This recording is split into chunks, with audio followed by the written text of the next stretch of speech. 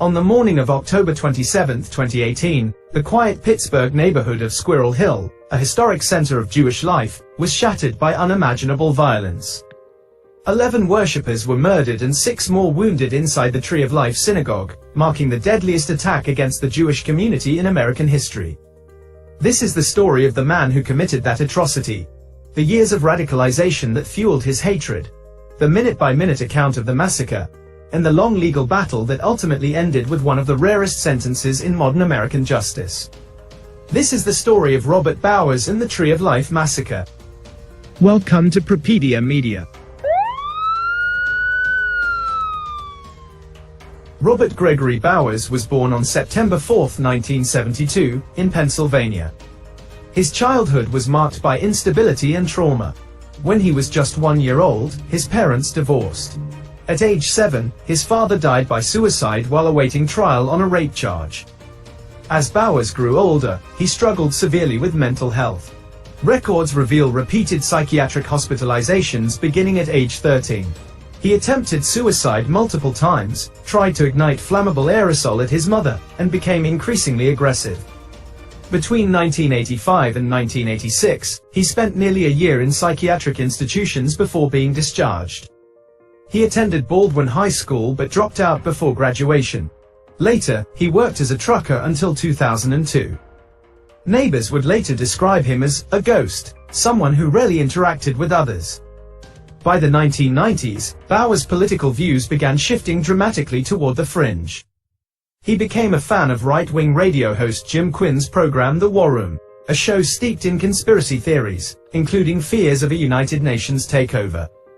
Around the year 2000, Bowers even volunteered as the show's archivist, storing episodes on a website called linktowondingo.com. By the 2000s and 2010s, Bowers' isolation deepened. He had no known long-term employment. Yet he legally amassed firearms, at least 6 weapon purchases since 1996, and held an active gun license. Still, he remained completely unknown to law enforcement until the day of the attack. In January 2018, Bowers opened an account on the social media platform Gab, a site popular among alt-right users and extremists. Using his old handle, OneDingo, he posted constant streams of virulent anti-Jewish slurs and white nationalist conspiracy theories. He embraced the Christian identity movement, which claims, white Europeans are God's true chosen people. Jews are evil. Other races must be exterminated or enslaved. His posts grew more extreme throughout 2018. Weeks before the shooting, he wrote, "Open your eyes. It's the filthy evil Jews bringing the filthy evil Muslims into the country." His hatred also turned toward immigrants.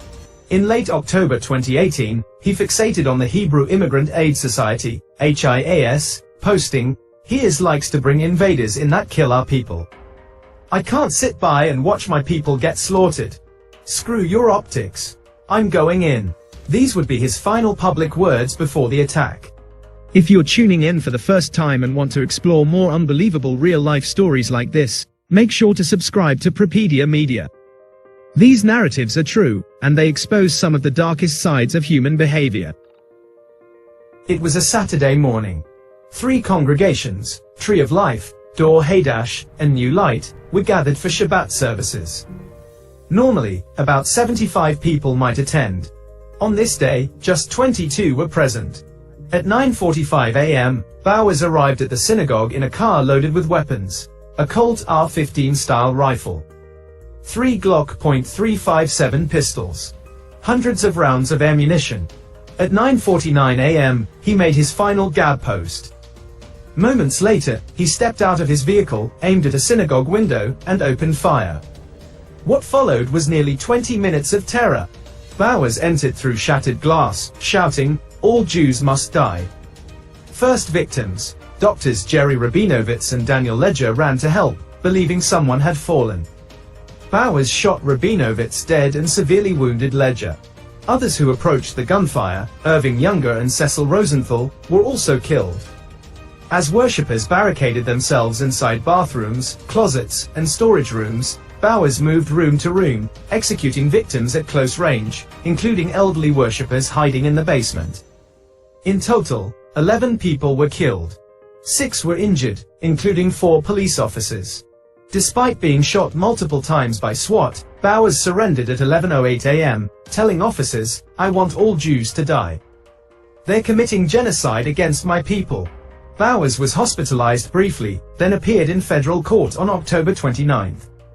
On October 31, a grand jury indicted him on 44 federal charges, including hate crimes resulting in death, obstruction of religious freedom, firearms offenses. On November 1, he pled not guilty. In January 2019, prosecutors added more charges, raising the total to 63. In October 2019, Bowers offered to plead guilty in exchange for life without parole. Federal prosecutors rejected the offer and continued pursuing the death penalty. The case moved slowly, delayed heavily by the COVID-19 pandemic. The defense filed numerous motions, including attempts to dismiss charges and challenge the federal death penalty. All were denied. They argued Bowers had schizophrenia, severe mental illness, and brain abnormalities. The prosecution countered with evidence of meticulous planning and months of hateful online posts. After a change of judges and nearly 4 years of delays, the trial was finally scheduled for 2023. The trial began on May 30, 2023. Prosecutors called 60 witnesses, survivors, first responders, medical experts, FBI investigators, SWAT officers. Jurors heard chilling 911 recordings, including from victims who died moments later. The defense presented no witnesses and offered no evidence, instead arguing Bowers' mental state should spare him the death penalty. On June 16, 2023, the jury deliberated for just 5 hours. They found Bowers guilty on all 63 counts, including 22 hate crimes resulting in death, obstruction of religious exercise resulting in death. This made him eligible for the death penalty. The sentencing phase began on June 26, 2023. Defense experts testified Bowers was blatantly psychotic, diagnosed with schizophrenia and epilepsy, and incapable of rational interpretation of reality. They detailed decades of suicide attempts, involuntary commitments, and delusional beliefs. Prosecutors countered with brain scans showing largely normal results, arguing Bowers acted with full intent, planning the attack for months. On July 13, the jury unanimously found him eligible for the death penalty. On August 2, they recommended death. On August 3, 2023, Judge Robert Colville formally sentenced Robert Bowers to death by lethal injection, the first federal death sentence issued under the Biden administration. On August 26, 2023, Bowers was transferred to USP Terre Haute, home to the federal death row. In November 2023, he attempted to appeal for a new trial. The effort was denied in May 2024. In December 2024, President Biden commuted the sentences of 37 federal death row inmates, but excluded Robert Bowers. Joker Tsarnaev, Boston Marathon bombing, Dylan Roof, Charleston church shooting, Bowers remains on federal death row. Squirrel Hill, one of America's oldest and most vibrant Jewish neighborhoods, was devastated. Yet the community responded with resilience, solidarity, and unwavering commitment to remembrance. The attack also came amid a documented nationwide rise in online antisemitism, hate crimes, and political extremism. It stands as a stark reminder of how dangerous radicalization can become when fueled by violent conspiracy theories and amplified online.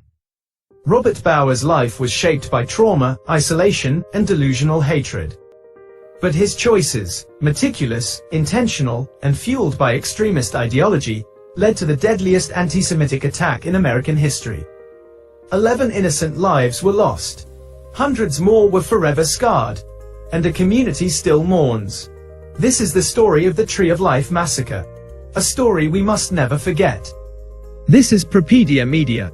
Thanks for staying with us. If you believe stories like this matter and want to hear even more, support the channel by hitting that subscribe button and coming back for the next one. Subscribe now to Propedia Media, where we uncover the hidden truths of crime, justice, and the final words of those who meet their fate.